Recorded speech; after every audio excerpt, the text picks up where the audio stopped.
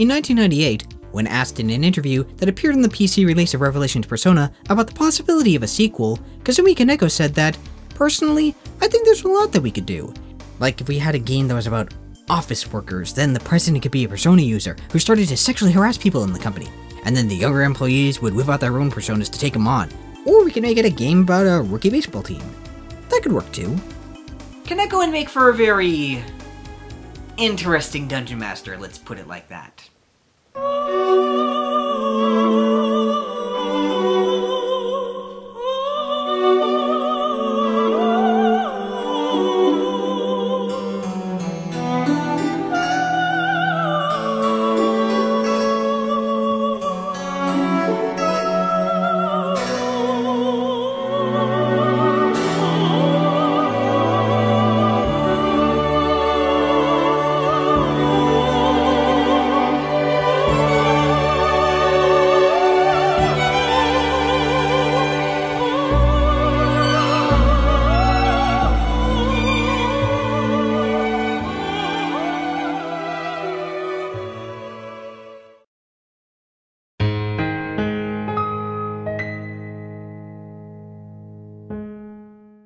Worse than annoyed.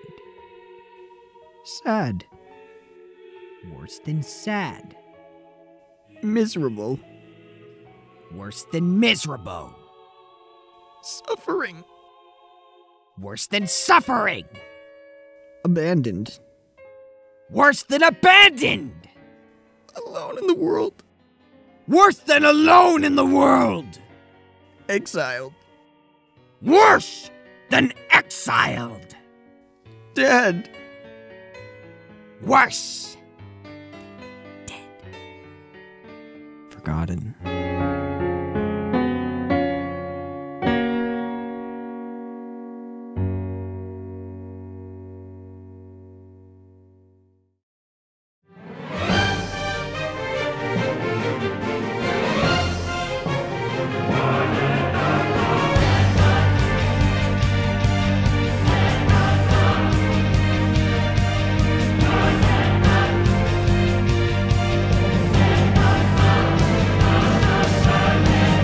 Shortly after the success of the first Persona title, ATLUS began work on a sequel, largely developed by the same staff as the first one. To further flesh out the high school setting, a rumor system was added in, while the series would be further distinguished by dropping the subtitle, simply calling it Persona, as would be the case for every future entry. Whereas Persona 1 drew heavily from Jungian psychology, Persona 2 borrowed several concepts from H.P. Lovecraft, most notably the creature known as the Crawling Chaos. They were technically in the first game, but it was the most minor of minor roles, implied to be influencing Handori, and contributing nothing else to the story. It could even be made into a Persona, no different than any of the other ones you could craft, albeit with a ludicrous level requirement. This, for the record, is why you're not seeing footage of it being used. Not wasting any more time on Revelations. It was in the two sequels where the existential horrors one would expect from a Lovecraftian tale took shape. Yes, you heard that right. 2 sequels. Persona 2 is so massive that they had to split it into 2 games during the development of what would become Innocent Sin, and even then, several concepts that were planned for didn't make it into either part. In Innocent Sin, there was originally going to be an option to spread a rumor about the main villain and whether their true form was an angel or a devil. Only the angel Joker made it into the final story. However, there exists some rather terrifying artwork and an unused sprite of the Devil Joker. Released in Japan on June 24, 1999, the first of the 2 twos, Persona 2 Innocent Sin, was never released outside of the Land of the Rising Sun on the original PlayStation. At the time, it wasn't clear why that was the case. The game was, much like its predecessor, a critical and commercial success in Japan, hence the hefty amount of theories surrounding the uncertainty of it being localized. One of the most common suggested that ATLUS wouldn't want to be already mired in controversy following the then recent Columbine massacre and the discovery that one of the perpetrators created custom levels in Doom.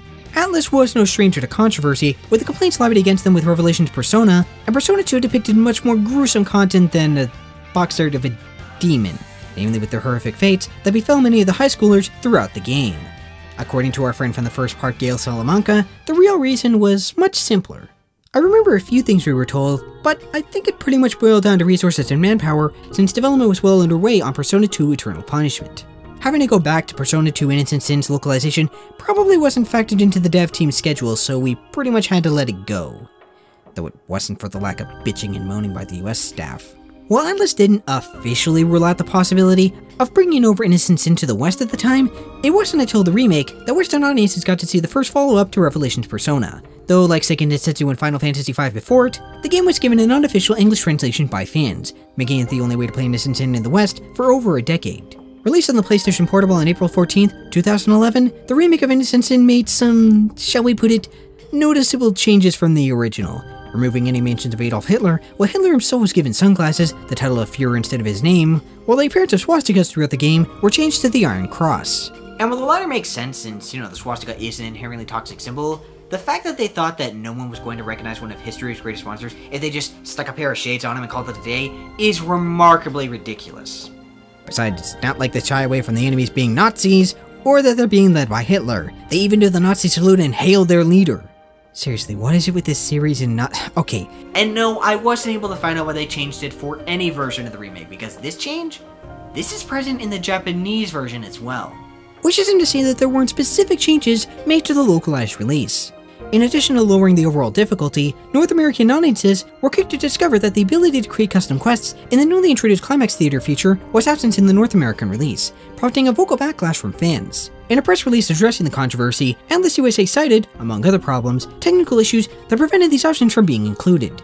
Localization issues aside, ATLUS released Innocent Sin's remake on September 20th, 2011, while Ghostlight handled the European release, coming out on November 4th that same year.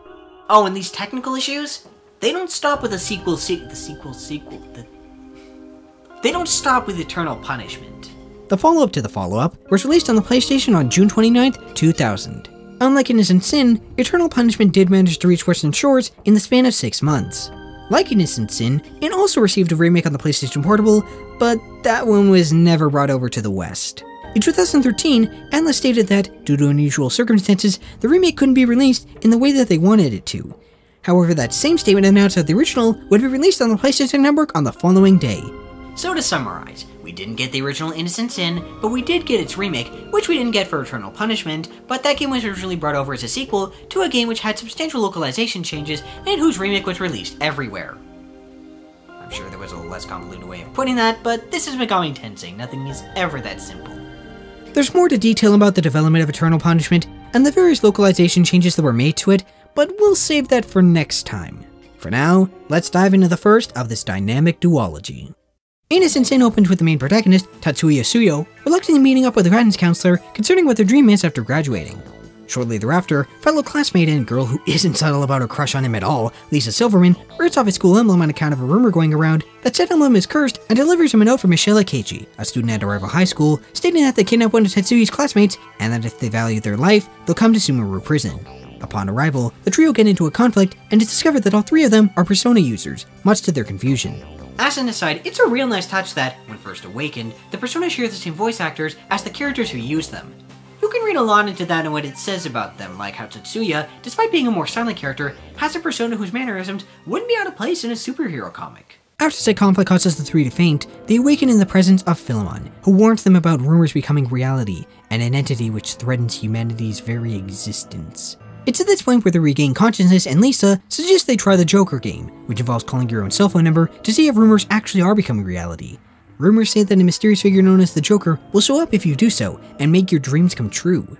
Or take your heart if you have none, turning the callers into shadow men that will eventually fade away into nothing. A rumor that turns out to be terrifyingly true. Not only does the Joker appear, he attacks Tatsuya, Michelle, and Lisa, nearly killing them for a previous transgression against him, until he discovers that the three don't remember what they did to him. Spared from death, the three begin investigating the identity of the Joker when demons appear at Seventh High, leading to them being joined by Yukino Mazumi from the original Persona, and newcomer Maya Amano, writer for Coolest Magazine, and future protagonist in Eternal Punishment. Together they work to uncover who the Joker really is, how they're connected to a group known as the Masked Circle, and what Innocent Sin the trio is responsible for. Despite using the same setting and general scenario as Revelations, i.e. high school students in conflict with a seemingly otherworldly entity that's affecting the world around them, Innocent Sin completely turns the series on its head with a much more mature tone and darker subject matter. The Joker game is something of a perversion of the Persona game that appeared in the original. Whereas the Persona game resulted in Philemon reaffirming that the characters had a strong understanding of who they were, rewarding the younger adults who played this mysterious game with the ability to use their persona, the Joker preys on these same students' uncertainty and inadequacies, leaving them as shadowy husks that give into despair, never to accomplish their dreams. It's a more thematically rich and relevant take given the setting. High school. As miserable an experience as high school tends to be for the majority of attendees, it is an incredibly important time for a person as they start to figure themselves out, be it the goals and aspirations they discover that drive them, or even let's discuss subjects like one's gender and how they express it or their sexuality. It's a period of great uncertainty where previous understandings about oneself are questioned or outright denied, owed to, among other factors, peer pressure or pressure from other regions of socialization such as one's family, i.e. their constant barrages about the importance of a post-secondary education and which university will be attending, which program are you going to be attending, when you're still deciding which courses you want to take for your second year or how much you hate The Great Gatsby. Which is not to say it's a complete abandonment of the original's foundation. In many ways, Innocent Sin builds upon concepts presented in its predecessor, the most notable being the reinvention of the shadow. The original was less direct with its interpretation of this Jungian concept, with Mocking mentioning near the end of Revelation's main story that she's a shadow. Problem was, aside from the game being over, there was no confrontation or self-reflection, no growth. Although Innocent Sin does give her closure as a side character, which is yet another testament to its excellent writing. In Innocent Sin, the shadow manifests themselves as actual shadows, unspoken thoughts, how the characters feel about themselves or their actions. They serve as a means to push the characters to grow, getting them to confront those inner thoughts and feelings, come to a greater understanding of who they are or want to be. Save for Maya Amano, who we'll talk about next time because, unlike the rest of the cast, she shows up more or less having completed her development, every one of the main characters confronts their shadow and learns something about themselves just as the player does. While Persona 3 would be the game which brought the series into the mainstream, it was Persona 2 which formed the basis of what the game's take on the shadow would be. Every game since Innocent Sin has used this basic framework, and with good reason. It's an effective way of introducing conflict for a given character while simultaneously developing them. However, a good framework can only get you so far if you don't have compelling characters with interesting flaws to explore and confront. Luckily for us, Innocent Sin is in no shortage of either of those.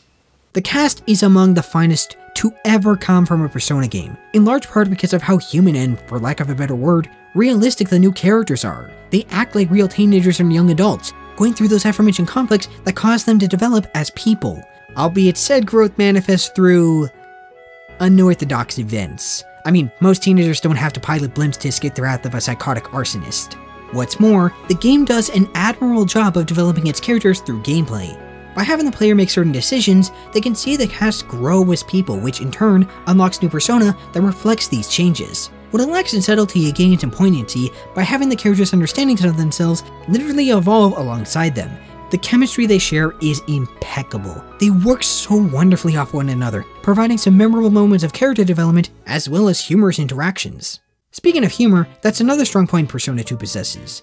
It's not just a funny game, although, just so we're clear, Innocent Sin is at times a complete riot so much as it is smart about its comedic timing. It understands when to take things seriously and when to lighten up. While the tone of Persona 2 overall is grim, it's not relentlessly so thanks to Innocent Sin's great pacing, injecting humor into scenes to be more or less a breather in between the more dramatic events. One moment the cast is trying to find a detonator for a bomb, another you have Akechi surviving heavy equipment being dropped into his thick skull. On the subject of grimness, the Joker is an especially compelling villain, possibly the most fleshed out that the series has ever gotten. Without wishing to spoil, their motivations are equal part tragic and twisted, and their ties to the main characters makes for a great late game surprise. It all makes for a far better and more well-written game than Revelation's Persona. Speaking of the first game, you don't need to play it in order to enjoy Innocent Sin's writing.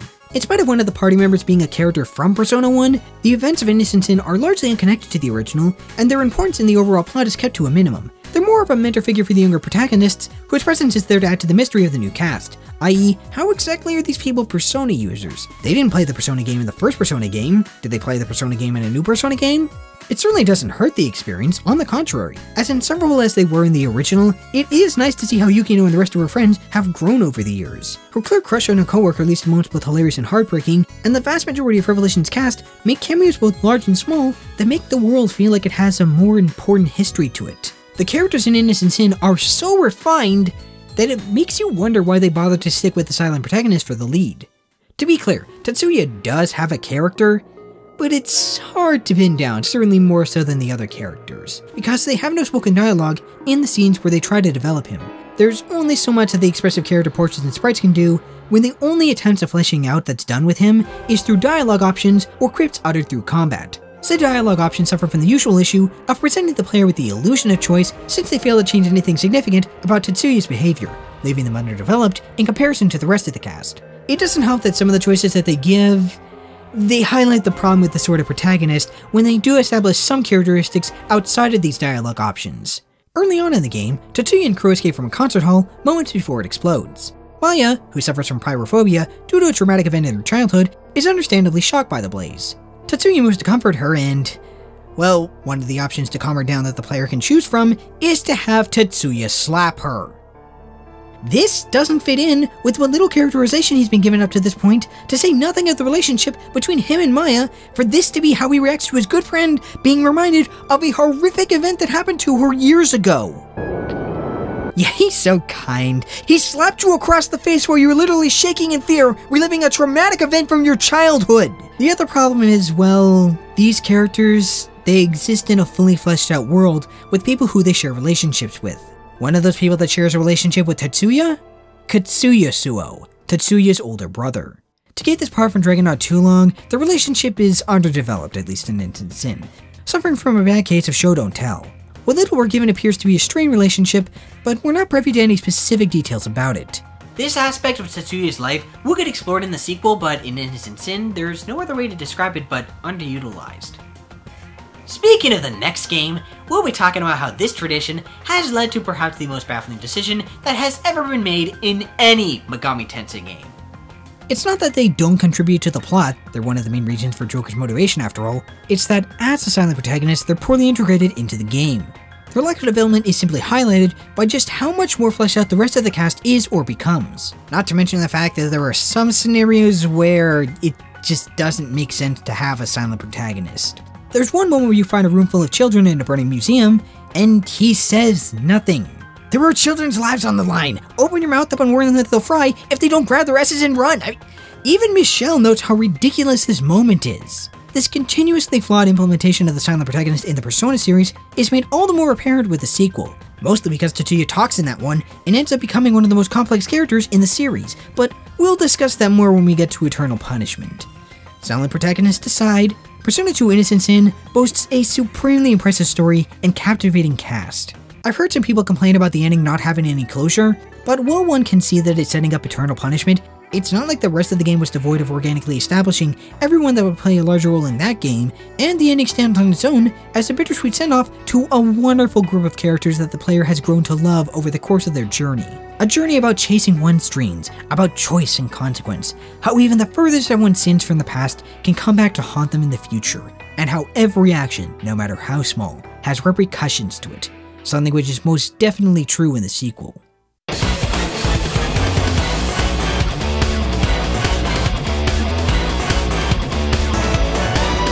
Much like the story, Innocent Sin's mechanics managed to find new ways to improve upon the original's faulty foundation. Scenario-wise, it makes greater use of its high school setting thanks to the brilliant addition of the rumor system. It should go without saying that most people's experience with high school will involve rumors, be it about themselves or their fellow classmates. Rumors that are, in all likelihood, false, but persist through repetition, to the point where it doesn't matter whether they're valid or not. Innocent Sin captures its phenomenon with a rumor system that goes far beyond the realm of high school. By spreading rumors, the town can be affected in a variety of ways, be it from changing the wares of a weapon store to be better or worse, to having a higher payout when playing blackjack at the casino. Because young people can do that, apparently. Well, they are accompanied by an adult who is responsible, right? Yeah. Even modern NPCs can be affected. It really captures how all-consuming those rumors in high school could be. Not that I would know from experience. You can even spread rumors about the demons, which grants them and their respective Persona forms new skills. It's a really involved system. Speaking of Persona, rankings are improved immensely. No more will one have to spend hours grinding out to get the best skills while being stuck with the worst of the worst. It's a twofold solution. The skills they start off with are largely for the better, and when they are lacking in one's preferred skills, Persona can now be created using cards that give them new skills or increase their stats. The possibilities aren't limitless, you can't put a fire skill in a knight's Persona, but it makes the system more flexible and allows for one to try out more than a handful of Persona per playthrough. Likewise, the dungeons benefit from being explored in the third person, and from using a welcome variety of scenarios. They're actually fun to explore, imagine that. Combat is an all-around improvement thanks to the abandonment of the grid-based system and adopting a more dynamic camera. In Revelations, the camera would be completely static no matter what attack you or your opponent used, whereas in Innocent Sin, it follows the movements of the characters and enemies that they end up fighting, with some of the attacks even causing the camera to spin around. This might seem like an over-exaggeration, it is a small change to the presentation, but one that goes a long way in making the battles more enjoyable, alongside the additional flair that skills are given. This is further complemented by the fusion system. When 2 or more Persona use a certain combination of skills, they can be combined into a completely new skill. These can range from more powerful versions of the usual elemental spells, attacks that can kill an enemy in one hit, or support spells that affect more than one character. What's more, before infusion attacks can result in Persona increasing multiple ranks at once, learning new skills, or even being able to mutate into completely new forms. It is a very well developed combat system, one that encourages experimentation with different skills to find out new combinations, be they for support or offense. Which makes it all the more a shame that most encounters rarely allow you to make use of such a robust combat system. As you may have noticed, most of the footage you've seen of combat thus far features the use of auto battle, and it's not just because of the frequent encounters. More on that in a moment. Innocent Sin is a surprisingly easy game in spite of the period in which it was released. Even the bosses are pushovers. While the later ones will require you to think strategically, the vast majority of them fall into spam fusion spells that are powerful in win territory. It's not a deal breaker by any means, but it is disappointing that such a strong combat system is let down by a lack of challenging encounters. Speaking of encounters, as refreshing as fusions are, any great battle system will get tiring if there's little breathing room between battles, and sadly Innocent Sin's random encounter rate is a product of its time, meaning that it's just a bit too high. On that note, the conversation system is still a pain to navigate. This time around, making an enemy eager will result in them giving you cards to summon Persona of their specific arcana, whereas making them happy will let you form a pact, which allows you to ask them for money, items, to tell them a rumor or spread a rumor for you, or in future encounters, will grant you free cards, special cards that can be turned into any arcana whenever you make them eager. Problem is, in the early game, you don't get a lot of cards per encounter compared to the amount required to summon low-level Persona, meaning you'll need to engage in more contacts and form more packs to speed up the process. Not helped by the fact that you're limited to a mere 3 packs, meaning you'll need to drop one if you're trying to get free cards, in addition to ones belonging to a specific arcana. Later on, you'll get between 40 and 80 cards per contact, and summoning higher level Persona requires between 150 to 250 cards, so it takes far less contacts to gather the necessary cards. It's during the early game where getting them is at its most tedious. It doesn't help that, in addition to each character being able to give a plethora of responses, there are new combo conversations that 2 or 3 characters can give that add to the overall frustration of figuring out which responses will get you what you want. Thankfully, the responses this time around are consistent, and nowadays you can find a fairly detailed list of what responses will work on which demon or angel, so it isn't that bad if you're comfortable with having a guide with you while you play through the game. A lesser annoyance is that later dungeons will imply empty or booby-trapped chests, albeit nowhere near to the sadistic level that Revelations relished in. There aren't entire rooms dedicated to screwing you over. There is an actual reason to explore each dungeon quite thoroughly, it's just sometimes you'll be let down by what you find. Other than that, there's not much to complain about as far as the main game is concerned. The remake does feature side stories via the Climax Theater that, while not a bad addition, the short stories make for a good occasional breakaway from the main one, they're not overly compelling appetizers compared to the main course. For all its faults, Innocent Sin does succeed where the original Persona failed in trying to be a Shin Megami Tensei experience for the casual player. If you can look past its high encounter rate and a slightly rough start, you'll find one of the better age gains of its time and still one of the most enjoyable entries in the Persona series. Presentation-wise, Innocent Sin is auditory bliss. The voice acting is on par with what you'd expect from your typical ATLUS release nowadays, and the soundtrack is... oh my. The Persona series is well known for boasting incredible tunes in every title, except the original. And Innocent Sin has an excellent soundtrack. The remake gives you the option of choosing between the original soundtrack and newly arranged tracks, which is a nice feature, although this is one of the few times where I prefer the remake's music to the original. Nothing against the PlayStation version, it's a classic unto itself, but the remake takes these tracks and breathes whole new life into them. Even the new J-pop tunes are well done. For the most part, the sole exception is the opening track. Yes, the imagery that accompanies it is fantastic. It's arguably the best opening the series has ever gotten, but the tone and lyrics of the song are completely at odds with said visuals, not to mention the actual content of the game. Put simply, it is way too upbeat. Really gonna keep it going, deep down here, knowing what's gonna happen next. Unknown, can't keep my eyes closed, man, it's cool.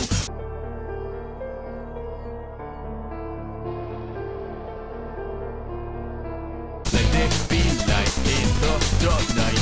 Gotta get it back, this time I get it back. I wanna bring it back to the good old days.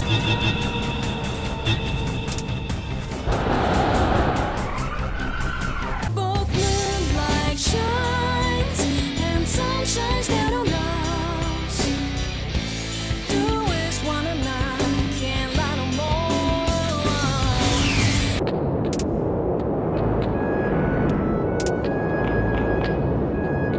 This wasn't the case with the original.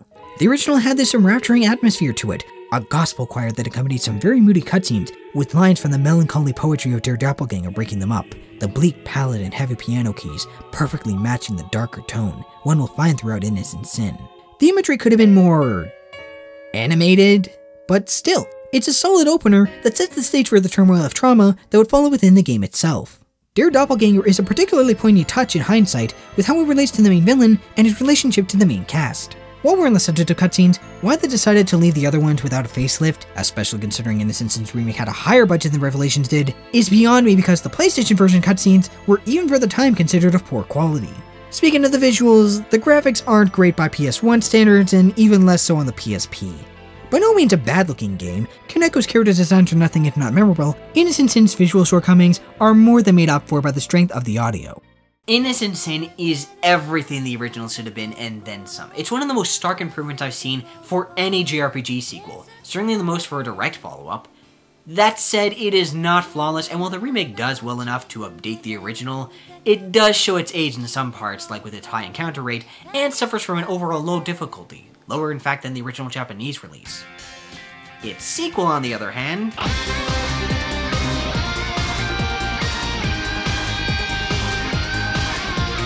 join us next time for the third installment of the Persona Western Retrospective.